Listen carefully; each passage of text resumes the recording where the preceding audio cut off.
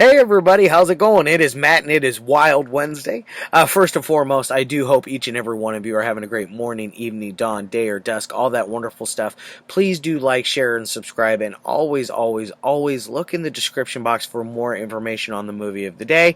Today's will have a brief synopsis. It'll have your starring cast, the runtime of the cut I am watching, because I have heard that this one today has suffered from cuts in the past, and I do believe that this release I have actually is cut from everything I think I've read on this one, but it's not cut to the point where it's incoherent or anything like that. It's already a weird movie as is, and then there will be a couple little things for some trivia in there, such as the director really pushed for a harder rating on this one. It only got a PG rating. He was pushing for that hard R, even though there is zero nudity. As far as violence goes, it's pretty tame. All in all, it's kind of a tame film, so it definitely did not deserve an R in my opinion. If anything, maybe a PG-13. But this came out in 1979, so it was pre-PG-13 era.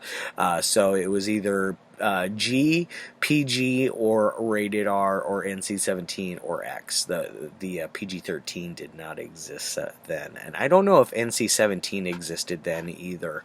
But either way, it definitely suffered what a lot of people feel like it suffered in the long run, because it was only rated PG. And then what else was there? And then there was a thing in there that I put down because Chuck Connors is the star of this. Chuck Connors is was the star of the show The Rifleman, if memory serves me correct. And I also remember him from, it was Airplane 1, I believe he was in. It was 1 or 2 he had a small role in. I'm pretty sure it was the first one though. But anyways, Chuck Connors, a real rugged looking man. He's one that is very recognizable face if you've seen any older film, especially stuff from the 60s and 70s and early 80s. But it talked about how he was not the first person to be I guess that he's not the first person that they considered for the role. They originally wanted Jack Palance. He passed on it. Then they went to Gig Anderson, or Gig Young, excuse me, Gig Young, who passed on it as well, who ended up later going on and killing his wife and then killing himself. So that happened. So eventually they got to Chuck Connors, who was their third man in line. Chuck gladly accepted the role, and so on and so forth. And here we have our movie of the day, which is none other than Tourist Trap. Yes, folks. This is the one released by Full Moon Entertainment. This is the first Blu-ray releasing of it. This is not the 88 films release, which, by the way, this does have zero reversible cover artwork. It is a standard issue pressed Blu-ray. As far as special features go, there is a commentary on there with the director itself. There's a making of documentary that goes over some of the trials and tribulations of the film. It mostly talks about how they were able to pull off a lot of the special effects, which was really cool. They had a nice little insight to the film itself. So definitely, if you do get this one, check out the special features on it. It's worthwhile. And then, of course, it's, as like all Full Moon stuff, it has a trailer gallery, and it is packed to the gills with trailers, as always with Full Moon. Now, this, like I said, this one came out in 1979. This cut is running at an hour and 30 minutes, so right on that 90-minute mark. My favorite runtime is 90 minutes to 100 minutes. So this one fits right in there perfectly with that runtime. This one, like I said, stars Chuck Connors, Jocelyn Jones, which I think what was the only other thing she did? Oh shoot! I think she did The Enforcer with Clint Eastwood. I think was her big one. And then we got John Van Ness, which I remember him. He did a couple of He did Brubaker and The Natural that both had oh shoot, I can't remember, Robert Redford in them. Then we got Robin Sherwood. Then we got Tanya, the beautiful Tanya Roberts, who I mostly know her as Midge from That '70s Show, but she did other things as well. She didn't do that. I also know her from Sheena, the jungle empress type. Female version of Tarzan movie that they made back in the 80s. That's a fun one. So definitely, if you like good B movies, check that one out. That one's one I highly recommend. And then who else we got? Don Jeffory and then Keith McDermott. And this is directed by none other than Don Schmoeller, who later went on to direct a couple of the Puppet Master films, including, first and foremost, though, including the very first one out of the franchise. So he did do some more work with Charles Band and Full Moon Entertainment.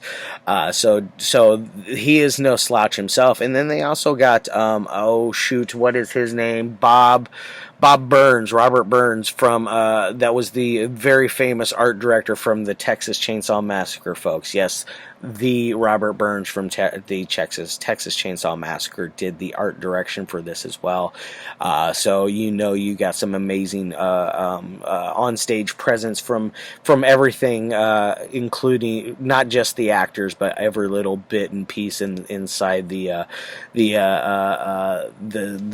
wax museum that this is set in. Everything was set up by Bob Burns, which is just, I love the man's work. The guy is just it was amazing at what he did. This guy's great.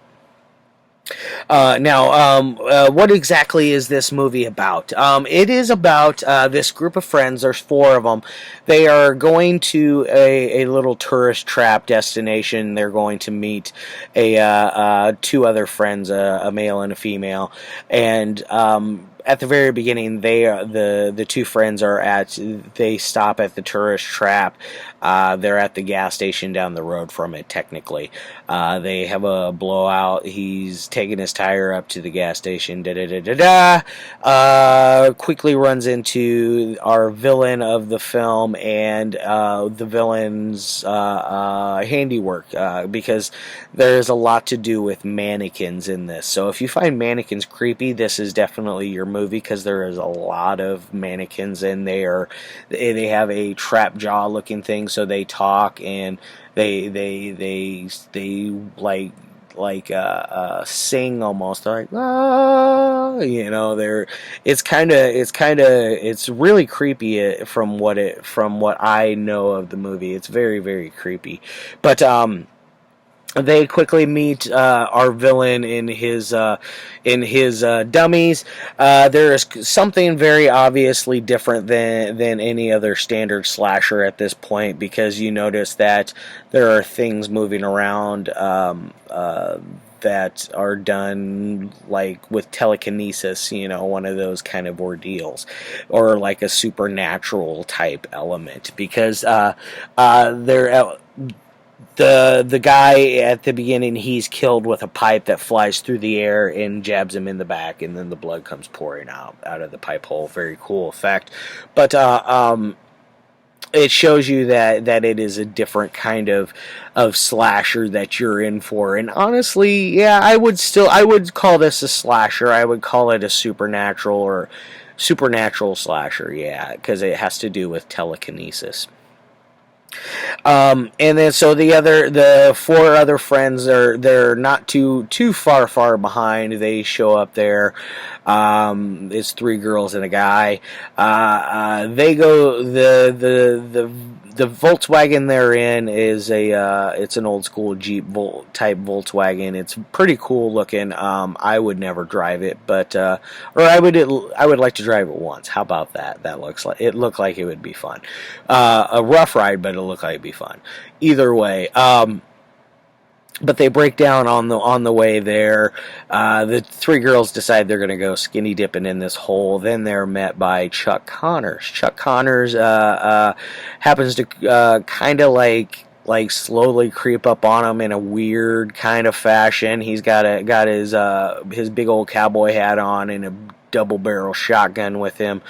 And he proceeds to ask them, "Are you girls having a good time? I used to charge people 75 cents to swim up here for a day. I used to have dozens of people come up here every day, but then the government put in that new highway up there, and now people are in such a hurry.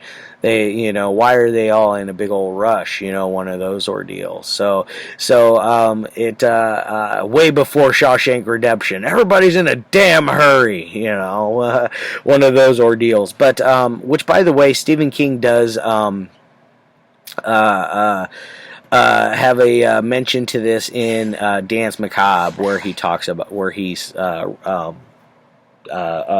talks about this film and how Chuck Connors was miscast, and how the opening sequence is super duper creepy, and it still sticks with him to this day, one of those kind of ordeals. So that from one of the masters of horror himself, coming from him, at least you got to see it for the opening sequence. The ending sequence is wonky as hell. But your basic setup is those four people are one by one picked off. You're left with your final girl. All the while, you find out who your villain is. It's Chuck. There's a whole thing. Is it Chuck Connors or is it Chuck Connors' brother? Because Chuck Connors' brother is a master talent when it comes to a wax museum. He apparently has been hired on to go on to a big wax museum in the city, is what Chuck Connors says. It's kind of like reminds me of House of Wax in ways, with that whole scenario. Now, is that who is the killer is for you to watch and check out for yourself. I will say that it did not surprise me one bit. I knew who it was right away. It's pretty damn obvious, especially when you look at the cast. You're like, who's the one person that sticks out in here that could be the serial killer of our movie? Who could it be? Who could it be? Chuck Connors. Never mind. I didn't say that, but definitely check it out, though. But as far as like anything else I want to talk about, what it's about, it's just about them trying to make it out of there, and it's an old abandoned wax museum. Not really abandoned, but an old closed down wax museum, excuse me. It was a tourist hotspot back in the day. The wax museum itself is pretty cool. He's got these like live action Confederate soldier types that are armed, and they shoot their guns, and it's at one point there is a death that involves the mannequins in there, and it's very very funny how it goes down. It kind of ends with a oh one of those kind of moments, but you could see it coming a mile away, though. It's something that I didn't quite think that they would go there, but they did. It's not anything bad by any means. It's just somebody gets dispatched with a weapon, but it's just like, it's kind of funnily done. Now, as far as any kind of ratings go with this thing, on a technical side, this thing, it's okay. It's got some huge holes in it for as far as the plot goes. Like why are they going there in the first place? How did they learn of this place? What's some more story with the brother? Apparently the brother and Chuck Connors' wife were as Chuck Connors puts it in the movie, they were whoring behind his back, and that it is the law that any man catches his wife whoring behind his back, he can kill her and the man that she is sleeping with. So the man's very stuck in biblical times. You know, the guy is very, very paleo conservative, is what you would call him. Grand old party type. You know, one of those that very stuffy in ways. That's how I would say he is, because he comes across as gosh, I don't know, like he's stuck in the 50s, you know, like it's hard to really, like, I guess, like Chuck Connor's character. He's just an okay character, you know.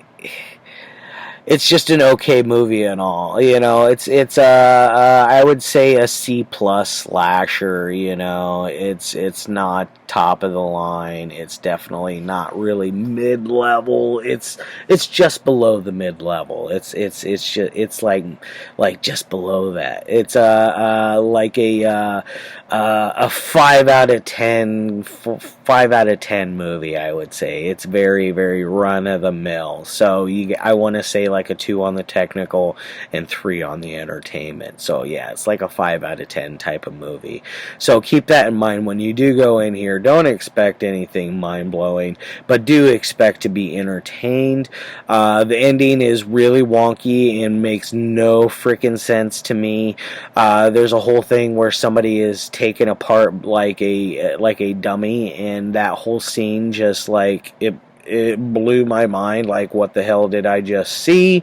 It has a lot of what did I just see type moments. The dummies. That's all I can say. The whole way our killer talks when he's doing this thing, he talks like this. You want some more crackers? Some more crackers. Yes, that's what I said. More crackers. You want some food? Just get some food. You know, he talks very, very, very weird, like, you know. And he wears a mask and blah blah blah. His reason for wearing a mask is Chuck Connors doesn't like him showing his face because he's too handsome, apparently, which is funny. It cracks me up. But then Chuck Connor says, "Oh, my brother does that because he's always wanted to be me ever since I was a kid, and he's always loved me, my wife, more than I have." Blah blah blah. One of those ordeals. Okay, guys, I have chattered on enough about Tourist Trap. I hope you guys check it out. Full Moon Pictures is who released this. I believe this is still very, very much in print. If I know Charles Band, he doesn't. He's quite the capitalist. He does not miss out on a dollar if he can't squeeze it out of a nickel. If that makes sense, the guy will do everything he can to get that almighty dollar. And the guy has been known to do some crazy business stuff, but that's not my business, you know. That's him. That's not what I'm here for. God. All right, love you, Charles Band. You're an amazing producer, and you've done some classics. I'm just gonna leave it at that. All right, guys. Love your faces as always. I'll see you tomorrow with another slasher. Yes. Like I said, folks, another slasher. And then Friday is a masterpiece, in my opinion. One that I feel everybody in the horror community must watch. It should be a required viewing once you get to a certain maturity level. Because if you are a immature viewer, you will not like it. I guarantee you'll find it to be absolutely reprehensible. Peace.